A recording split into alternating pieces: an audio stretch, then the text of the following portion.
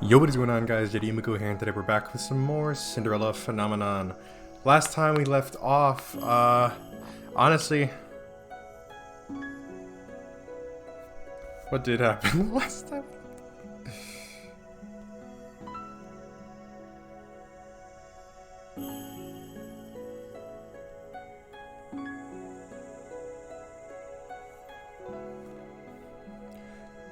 Yo, what is going on, guys? J.Yumeko here, and today we're back with some more Cinderella phenomenon.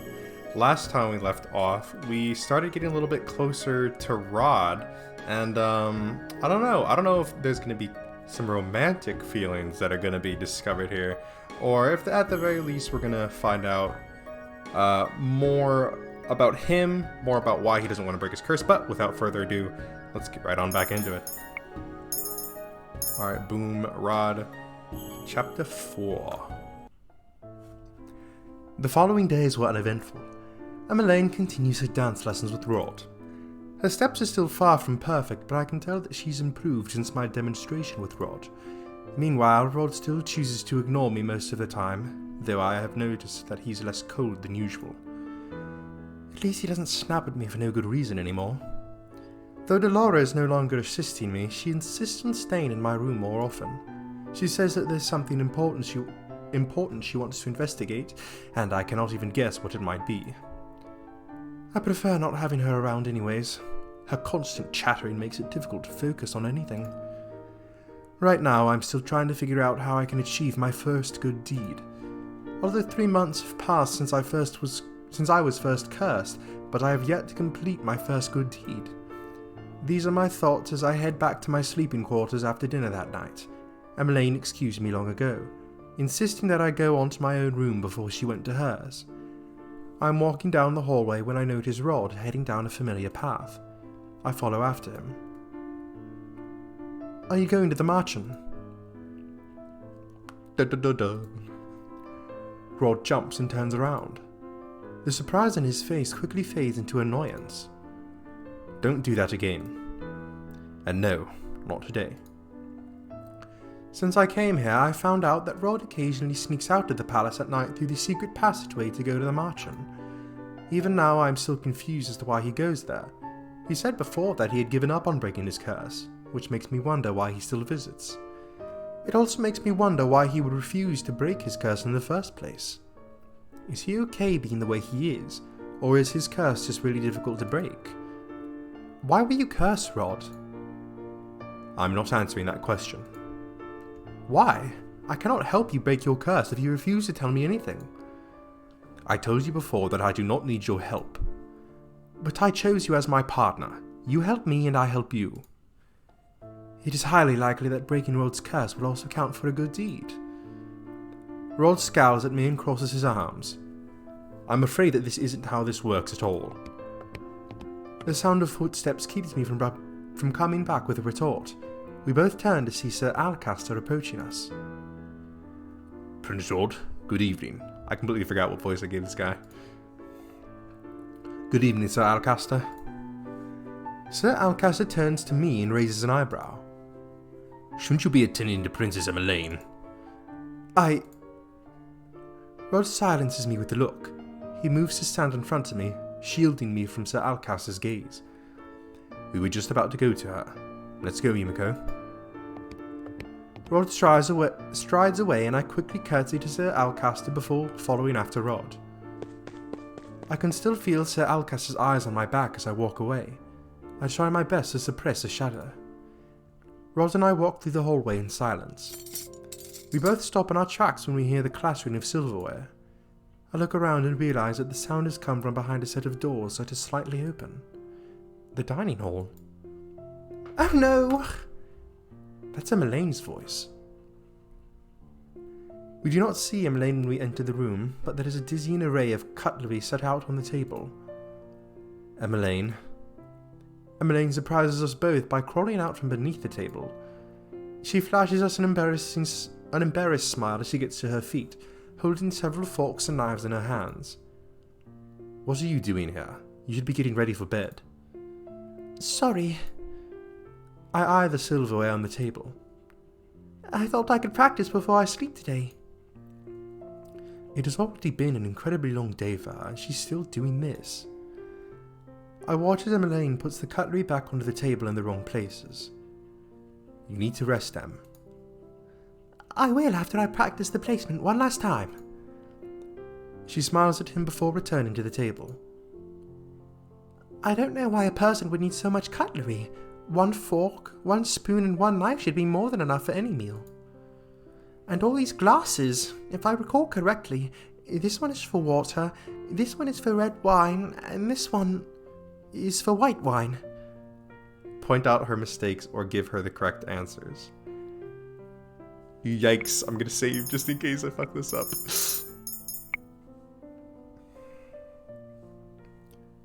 Huh. Ugh, I don't know.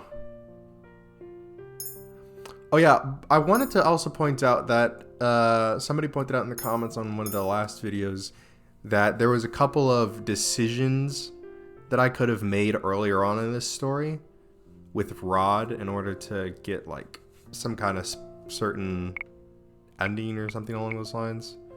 I'm not exactly sure, but yeah, I might end up going back to those. I think it was with this game. I wanted to see because I have the let's see, alter choices, right choice indicator enabled, but I don't know what that looks like. Let's see if there's any difference. None whatsoever. Okay. Okay, let's just turn that back on just in case. I guess give her the correct answers? That flute is for champagne. The other is for sherry. Oh, right. But there are 2 more. The other is for juice and the other glass is for desert wine. Dessert, my bad. Dessert wine. The dessert wine glass will only be used during the dessert course, and the juice glass is only used when juice is being served as a course. Otherwise, it is placed next to the water goblet. I see. His lips twitch. Okay. I see Rod staring at me out of the corner of his eyes. His lips twitch before he turns back to his sister. It looked like he was about to smile. So I think I chose the right choice there. Oh, hey! I think that means it's right? That's gotta be correct. Then what are these for? Emmeline points out the group of forks in front of her. You use those every day, Your Highness. You should know the answer. Emmeline points at them as she rattles off names. Dinner fork, fish fork, salad. Correct. You know so much about etiquette too. You're really incredible, Yumeko. You make a better noblewoman than I do. Even if I told her I was a noble, it's not as if she would believe me. I just read a lot about these things. You read and know enough to put them into practice. That's amazing. Especially since you haven't even been with us so long. Right, Rod? Rod shrugs. He does not, much to my surprise, disagree. Perhaps you should be my teacher, Yumeko. I can learn so quickly from you. Emmeline quickly straightens out the cutlery. Now that I think about it, I've come to realize that Emmeline is much more than she appeared to be. It's probably because I'm forced to spend so much time with her as her maid. She's different. She's flawed, and not as conceited and more humble than I originally thought. Maybe I should try lending her a hand. I may not be one of your tutors, but if you need help with your lessons, just ask me and I will do what I can for you. Yumeko. I glance at Rod, who is once again wearing that expression of surprise. I shift my attention to Emmeline once again. You only have 1 month left to prepare, and as your personal maid, I feel it my responsibility to help you in whatever ways I can. Yumeko. Emmeline wipes her eyes with the back of her hand, and that's when I notice something glistening on her cheeks. Is she crying? You're extremely kind, Yumeko. Thank you. I will definitely take you up on that offer. I'm still looking at Emmeline when I catch a faint glow coming from the pendant on my chest. Oh. What just happened? Oh, was that a good deed? Did that count as a good deed? Oh, what a pretty necklace you have, Yumeko. Thank you. Anyway, for now I think that both of us would benefit from some sleep. After escorting Emmeline back to her room, I walk out into the hallway in a daze. What was that light? It seems like you actually managed to obtain your first good deed. Let's go! Yeah! I don't know what that noise was. Alright, first good deed, in the bag. I did not know he was still here. I look down at my pendant, astonished at what I see. Alright. A piece of the glass slipper. I gingerly touch the new piece that is hanging next to my existing glass slipper pendant. It's real. You're not bad after all, I suppose. Did he just compliment me? What? Rod turns away. Nothing. He walks away, leaving me alone with my thoughts. Alright, Chapter 5, Secrets. Alright, wow, that was a lot more in a little span of time than I thought we'd get. Alright, let's finish this up before commentating. Good morning, Your Highness. Would you like to play with us? You want to play with me? Yeah, come play with us. We'll have lots of fun. Well, please, just for a little while. Maybe I can... Yumeko, what are you doing in front of the gates? Mother... Good morning, Your Majesty. We were just wondering if the princess wants to come play with us. No, Princess Yumeko does not want to play with you. But, Mother, I do... Enough idle chatter, we must go. It's almost time for your dance lessons. But... Yumeko, do not make me repeat myself. Yes, Mother. Alright, so it looks like our mom was a bitch. She was a bitch who isolated us from the rest of the world and probably caused people, you know... Here, let me... God, let me turn down this music. Fuck, it's so loud. Ah, my ears. Alright. Alright, let me just turn it off for now. Let me just say some stuff. Damn. So, alright, yeah, that was a lot more than I thought we would get. I know it's unusual for me to kind of, like, stop in the middle of these things, but at the very least I wanted to say that, yeah, it seems like our mom was a fucking, like, absolute bitch, right? You know, so I'm assuming that the reason that people kind of looked at us badly is probably because they figured, oh, well, you know, she spends all her time with her mother, so she must be like her, you know, like mother like daughter. So I think that it's just kind of that association that ended up getting us, you know, with that bad vibe, right? Because everybody looks at us and doesn't like us, all that fun stuff. All right, well, let's get back into it. I'm going to leave the volume a little bit lower this time because that was really loud. All right.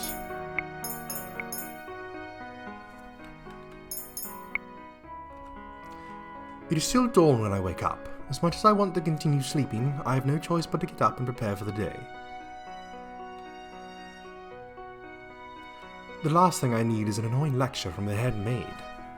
I've almost become accustomed to waking up this early, even if I do not enjoy it. As soon as my preparations are made, I begin to make my way toward Emmeline's room, should she wake early. I am about halfway there when I hear familiar voices.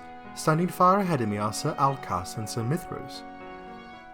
Mithros, I don't know. Are you sure this is going to work? Have a little faith in me, my friend. Friends? We're not friends. Sir Alcas narrows his eyes and abruptly turns to look at me. Ah, Miss Yumeko, was it? Sir Mithros, Sir Alcaster? Have you been eavesdropping, child? He has no reason to be angry at me. If they were talking about something confidential, then they should not have been openly talking in the hallway. I am on my way to Princess Emmeline's room, sir.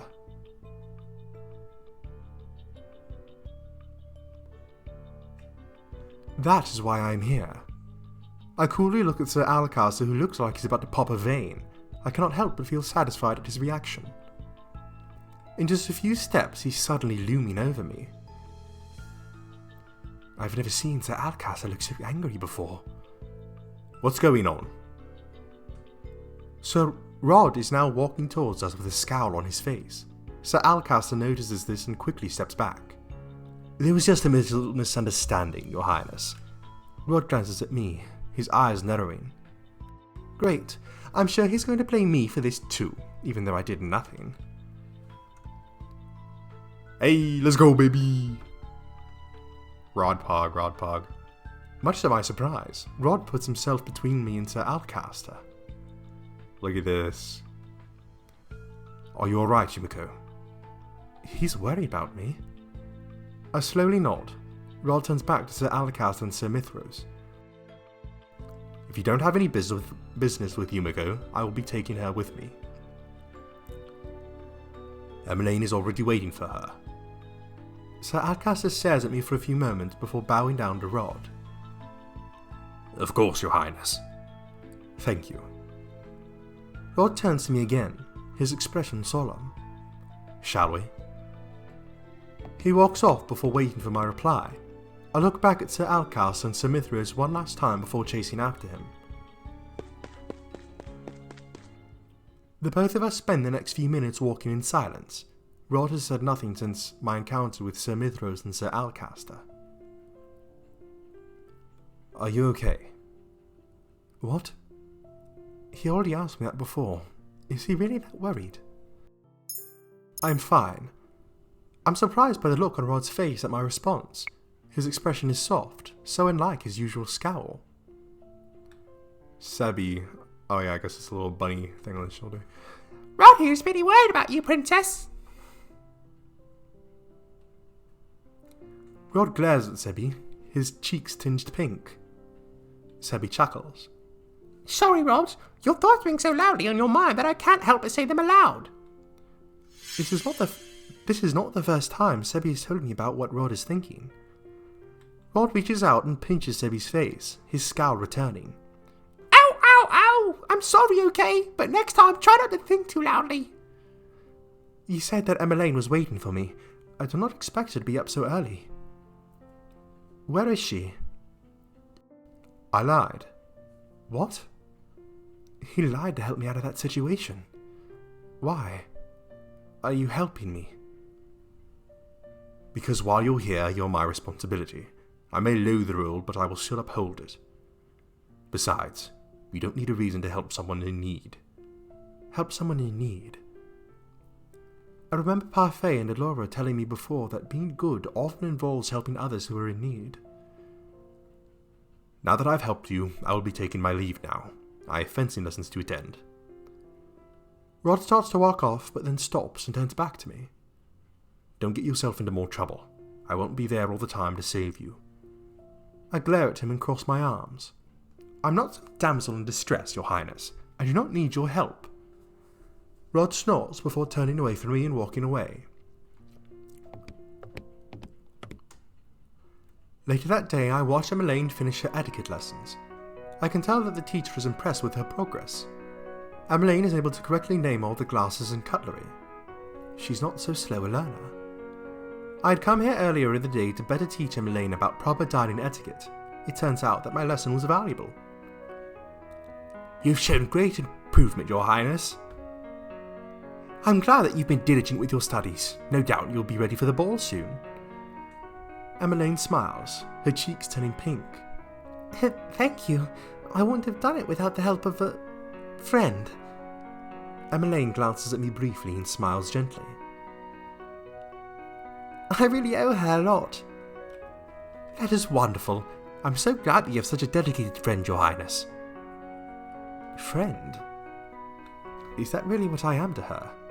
But princesses do not have maids as friends. A royal does not mingle with commoners, especially not with servants. Mother told me that before. Emmeline does not treat me as a maid, but she cannot possibly think of me as a friend. After the teacher gives Emmeline several books to study for their next lesson, she ends the lesson and excuses herself. Emmeline approaches me and grasps my hand. Thank you so much, Yumeko. I wouldn't have passed without your help. All I did was repeat the things your teacher taught you. But you're different. I raise an eyebrow at her. Different? I tend to get nervous in my lessons. My teachers are strict and intimidating. I cave beneath the pressure. But with you, well, I feel more comfortable around you. It's probably because we're almost the same age and your lessons feel more casual. So thank you. I really am grateful to you. She looks down at the ground shyly. I hope it's alright that we're friends. I furrow my eyebrows at her. Why would you even want to be friends with a maid? You're supposed to be making friends with the nobles, not the servants. Emmeline frowns, and I can feel her deflate. She walks toward the window and sighs. I tried. They may not say anything, but I can feel them silently judging me. I wasn't born a princess, and I feel that they judge everything that I do.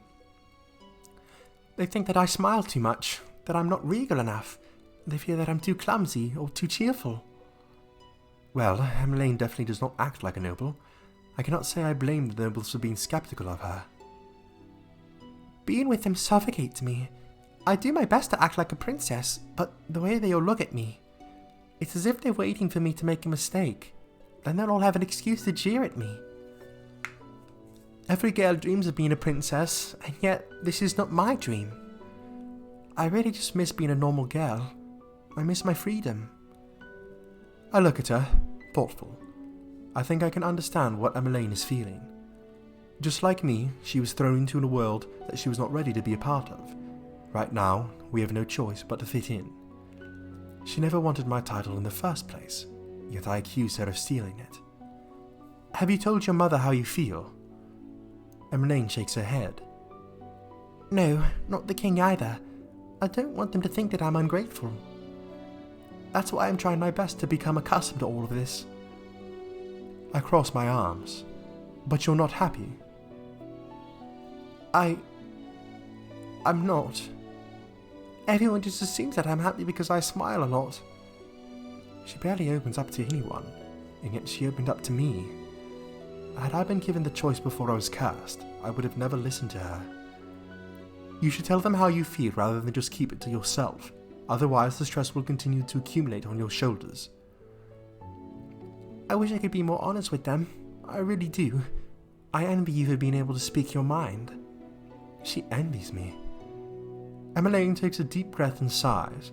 The frown fades with the sigh, and is quickly replaced by a fragile smile. I'm sorry for ranting to you like that. I must have bored you with my story. I used to get so annoyed with her, but now that I've seen this side of her, I suppose she's not as terrible as I had first thought. Oh, I remembered that Mother wanted to see me after my lessons today. Allow me to escort you to the Queen, then. Thank you. Alrighty. Alright, lots of stuff happened. Let's go ahead and end it here. We're gonna save main menu. Yes, main menu. Alright. Alright, that's going to end it off this episode. I know that it was a little bit shorter than some of the other ones that we've done, but a lot of stuff happened, so it felt kind of long to me at the very least. So yeah, Rod seems to be warming up to us at the very least. He may even be developing some feelings for us, possibly. And we're getting a lot more insight into Emmeline, so I'm kind of curious as to how this is all going to play out, because you know, at the end of this, at the end of the day, the biggest obstacle is likely going to be overcoming the kind of shadow of our mother that has been following us around, right? Not only that reputation, but just the way we act, think, feel, blah, blah, blah. All that was kind of drilled into us by our mother, which is why we're in this situation in the first place. So that's definitely, that's hopefully, I mean, I imagine it would end up playing a pretty big role in this, or at the very least making a significant event occur. But yeah, that's gonna be it for this time. God, I can't speak. Anyways, that's gonna be it for this time. I hope you guys enjoyed. If you did, make sure to leave a thumbs up on the video and let me know in the comment section below what you would like to see me play next. If you enjoyed this video, or you like any other videos or series on my channel, then I highly recommend that you hit the subscribe button and turn on post notifications so you will be notified when a new one of those videos comes out. Anyway, that's it for me, and I'll see you in the next one.